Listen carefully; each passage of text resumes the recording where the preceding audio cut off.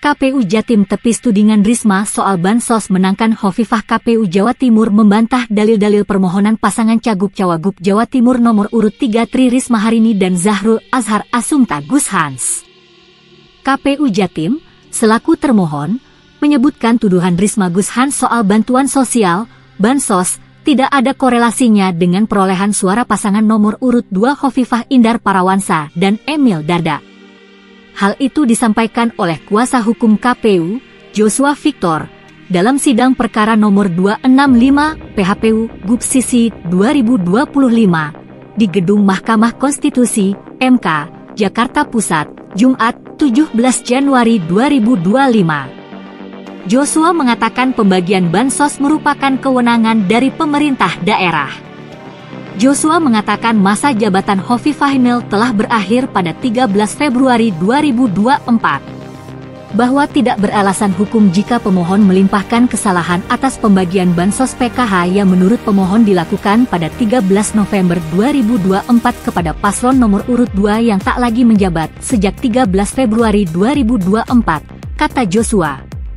Bahwa pemohon tidak menjelaskan secara rinci bagaimana korelasi pembagian bansos PKH dengan berkurang atau bertambahnya suara paslon dalam Pilgub 2024, sambungnya. Joshua membantah dalil pemohon yang menyebut adanya dugaan pengurangan suara dan penambahan suara. Joshua mengatakan Risma Gus Hans tidak merinci dengan jelas terkait tudingan pengurangan dan penambahan suara tersebut.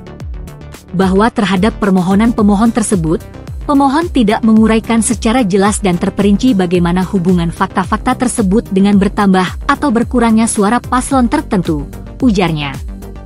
Joshua juga menyebutkan tidak ada catatan kejadian atau keberatan dari saksi saat rekapitulasi suara. Dia mengatakan Bawaslu Jatim tidak pernah mengeluarkan rekomendasi mengenai rekapitulasi suara.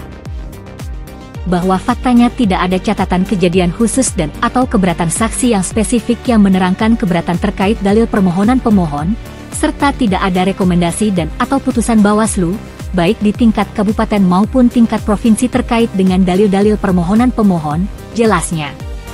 Dalam petitumnya, KPU meminta MK menolak permohonan Risma Gus Hans. KPU meminta MK mengesahkan perolehan suara yang dihitung oleh termohon. Menyatakan benar dan tetap berlaku keputusan KPU Jawa Timur nomor 63 tahun 2024 tentang penetapan hasil Pilgub Jatim. Menetapkan perolehan suara tahap akhir hasil Pilgub 2024 yang benar, tuturnya. Pengacara Hovifah selaku pihak terkait, Edward, juga mengatakan permohonan Risma tidak jelas.